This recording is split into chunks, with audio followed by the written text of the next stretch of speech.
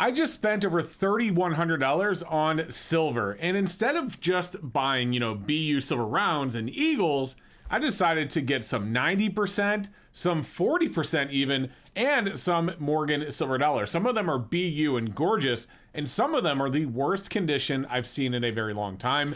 And today what I want to do is dump this bag out and show you exactly what I have and tell you what I paid so you can decide if it was a good deal. Now, as you can see here on SD Bullion's website, silver at the time of this recording has crossed $45 an ounce. That is another 14-year high. However, I bought this earlier in the week and silver was around 44, so right out of the gate, I'm doing pretty well. But exactly how well, like I said, is for you to decide. So what I'm going to do is pull these out bag by bag, and this is how I separated them when I was buying them. I've already seen all of these, so there's no illusions here of me like doing an unboxing. I know exactly what's in here, and we're just going to pull them out and see what we have. And this right here is probably one of the better, coins I bought. I'm really excited about this. So what we have is a 1911. This is a 1911D. Now, this is my handwriting here. I labeled it VF Plus. I believe it's a VF Plus.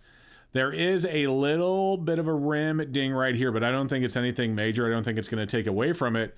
And this looks really good. You can see you have full Liberty. There's still some detail right here in the hair. The band is still full feathers. You see there's pretty much full separation on all the feathers. Looks really good. The back of it looks really good as well. Still really good detail on the shield. Plenty of detail there on the wings. So I think this is a VF all day. Now I think a VF this sheet's for like $110 or so. I got this for $75. I thought that was a really good deal. And if it goes under VF, it probably wasn't the best deal. If this came back a fine, I think it's only like 55. But I think it's a VF all day. $75 is a great deal in my opinion.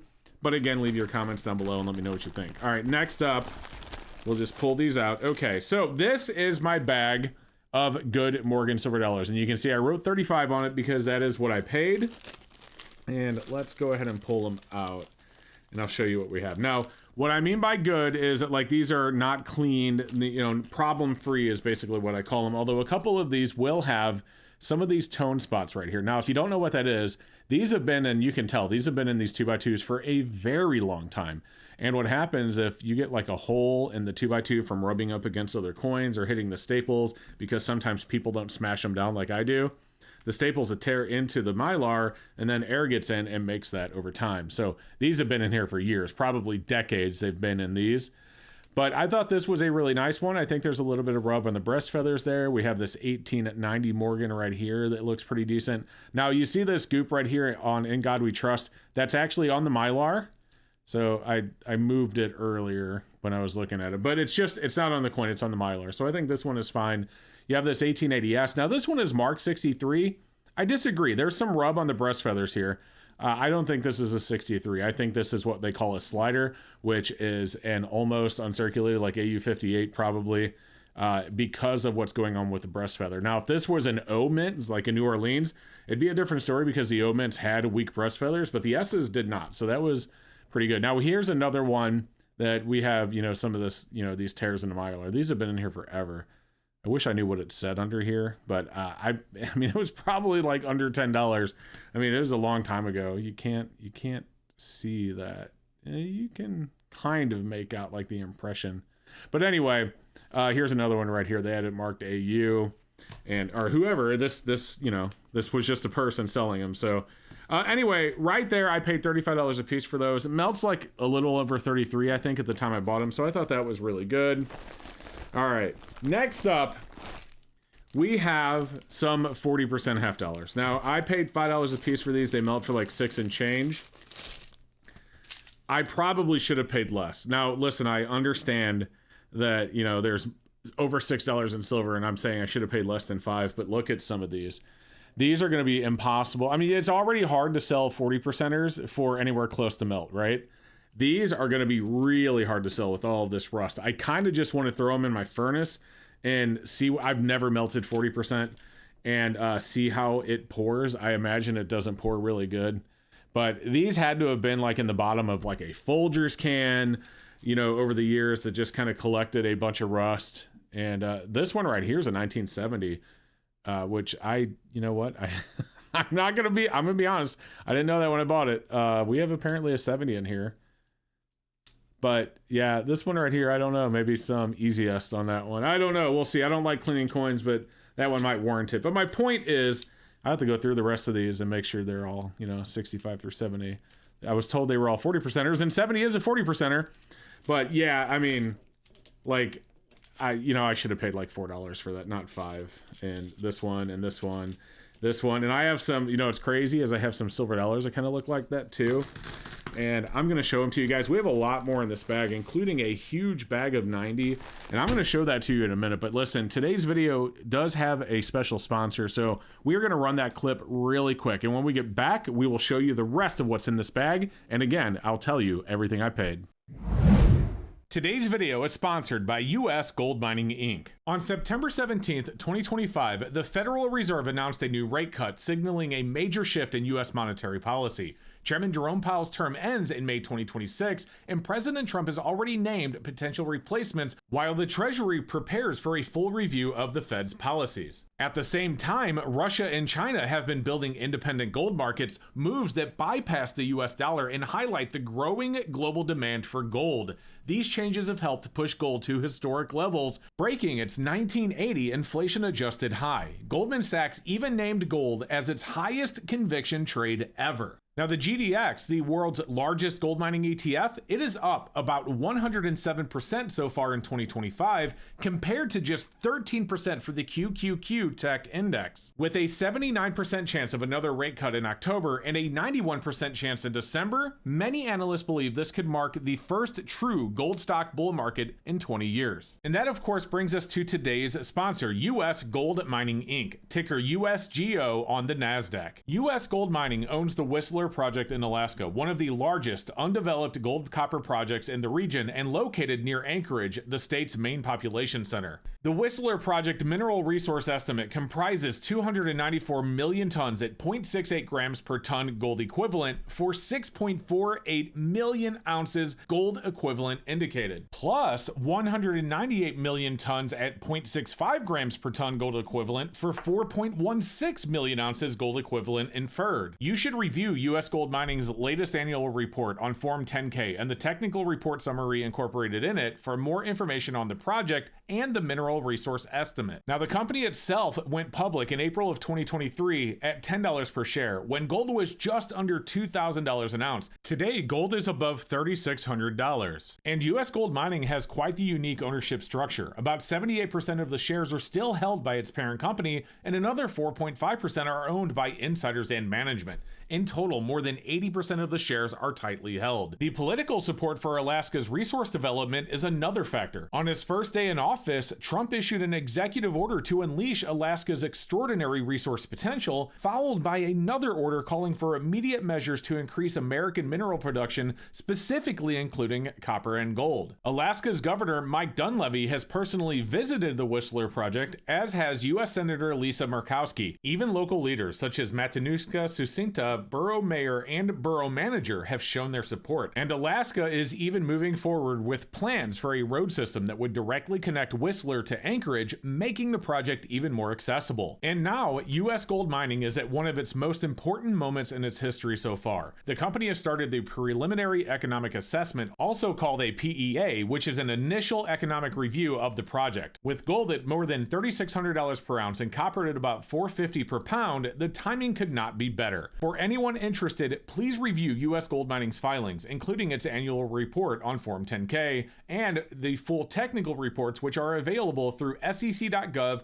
and sedarplus.ca. These documents provide all the scientific and technical details behind the Whistler resource estimate. But also, please remember that I am not a financial advisor, and nothing here should be considered financial advice. This content is for educational and informational purposes only. Always do your own research and consult a licensed professional before making any financial decisions. Full disclaimers are linked in the description below.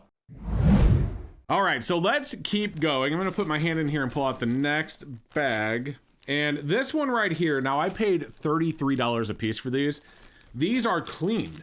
I believe they're cleaned Morgan silver dollars. So we have this 1896 right here. It's marked as BU, but it really does look like it's missing some luster.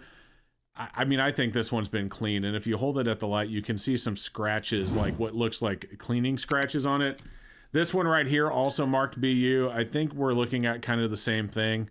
See that? See the luster on it? It's just not there. For a BU, you don't have the cartwheel. It's just, and then this one clearly is, you know, it's been clean for sure. I mean, there's no doubt on this one.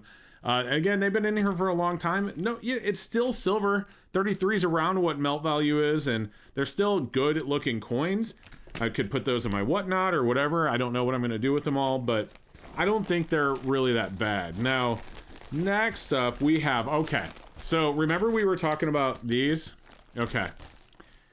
I paid $31 a piece. Was it 30? I didn't write. I'm pretty sure it was $31 a piece for these. These are coals. That's below melt. But again, look at what's going on here. So these right here are almost candidates for melt. I don't know if you can actually remove the rust. And even if you remove the rust from these, they must have been in the same Folgers cans with these 40%ers, right? Even if you remove the rust from these, look at this. I mean, it's going to look so horribly cleaned. I know, stop the melt. Don't melt old silver coins. I mean, they have good detail, but man, look at that. Look at that rust. I don't know. I might try and like boil them just to see if that comes off, but I really don't know. If you guys have any experience with like really bad rust, like I said, I don't know what they were in, but I'm assuming a Folgers can, maybe an old toolbox. And then we have this one right here. This 18, it looks like an 1890. Is that an 1897? Yeah, it's an 1887. Okay, I was like, whoa, is that like a 90? That can't be a 95. All right, it's an 87S. Oh man, I was like, all right. So anyway, if you guys have any ideas of how to remove this, I know, again, like I said, stop the melt, but guys, I mean, this is, you know, really, to me, it seems like something I should just melt down. Let me know in the comments. Maybe you'll hate me for saying that. I'm not saying I'm going to do it. I'm just saying I don't know another way to do that. Okay, we have 2 bags left, but one of them is huge. But first, let me start with this. Now, these are the 2 Morgans that I got for $50 a piece, and they are gorgeous. So we'll start with this one. Look at this, 1881. And I have not even opened this plastic yet because I need to transfer this into like a new holder. I probably should have paid more than 50 for that. I mean, I'm going to be real. You can tell like all this gunk, I can feel it, right? With my finger here. I tell you what, this is going to be the first time that I've opened this capsule, and we're going to do it right here. Guys, let's see what we have, because I really want to show you that this is gunk is on the plastic. All right, well, I had to get my knife because this thing I think is like glued down. It doesn't want to open at the top here. So I'm just trying to pry it. I don't want to pry it. I don't want to push. First, I don't want to cut myself. And secondly, I don't want to, like, yeah, this is... Oh, so... yeah, this had to have been glued closed or something. All right, here we... Oh, man, that is... Oh, that's beautiful. So, all right, there's some scraping here in front of the nose. Look at the luster on that thing. Oh, I should have paid like $60 or better for this. That is an absolutely gorgeous, gorgeous silver dollar. 81S. Look at that. That is absolutely stunning. I know there's some scuffing, but all right, yeah. You know, I probably, yeah, but you can see it was on, but anyway, should have paid a little bit more for that. We're going to put that right there for now. Actually, I'm just going to go ahead and put this in a flip while I'm thinking about it. And we'll put it in a capsule later. Okay. And then our next one right here, this one is pretty as well. It's not as pretty as that one. We have an 1883O.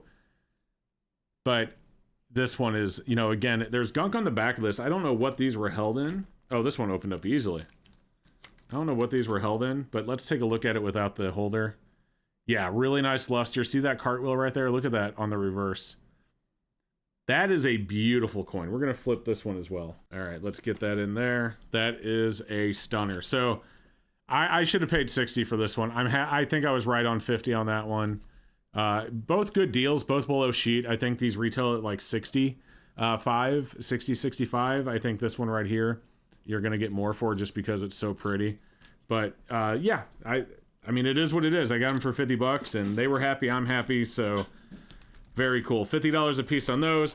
All right, guys, finally, and we're gonna move some of this out of the way. All right, now that we got all that out of the way, this is the big boy. This is what we spent the majority of the money on, as I think you can tell.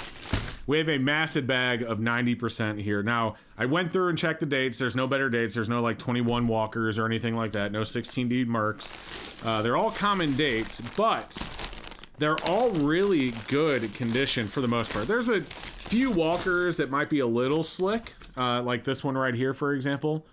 But even that's really not bad. Most of them have a lot of meat on them. Like, and that's really good for Walkers. So there's a little over 79 face in here. It's like 79.15, I want to say, was the exact amount of face value. And it's Walkers. It's mostly half dollars, but Walkers, Benjis. We have some Washington quarters. We have some Mercury dimes. And as you can see, I paid $31.50 per dollar, not for the whole bag, per dollar. And if you grab a calculator, you'll see spot at 44 times 0.715 is 31.46. So I paid, I think silver was actually slightly over 44. So my point is that I got them right at melt price. And for as nice as these are, again, it's not like there's a bunch of completely slicked out. There's some that are a little weak, but these are actually, I just dropped a dime. We're gonna have to go find that now. But these are really, really good on average. Even the Mercury dimes look pretty good. There's a few Roosevelt dimes, some Washington quarters. And I was really happy to pick that up. So once you add it all together, you add in the Morgans, you add in the Barber that I showed you at the beginning, even these very ugly coins right there. And again, let me know in a comment what I should do with those. All of those together, guys, was just over $3,100. And I could not be more excited that I was able to pick it up. And then, of course, unbox it and share it with you. Now, as to what I'm going to do with some of this, obviously, I do stack. I have a deep stack. Not everything goes into my deep stack. I, may sell some of this on Whatnot because I have a Whatnot stream here and there. I'll put a link down below if you want to check it out. Some of the Morgans. But some of it will probably hit my deep stack. We'll see. I'll go through it and find out. But, guys, if you enjoyed this video, if you liked looking at an unbagging of over $3,000 worth of silver, let me know with the comment down below. Leave a like. That would help as well. And other than that, have a great rest of your day. And thank you so much for watching. So stack long, stack heavy, and we'll see you next time.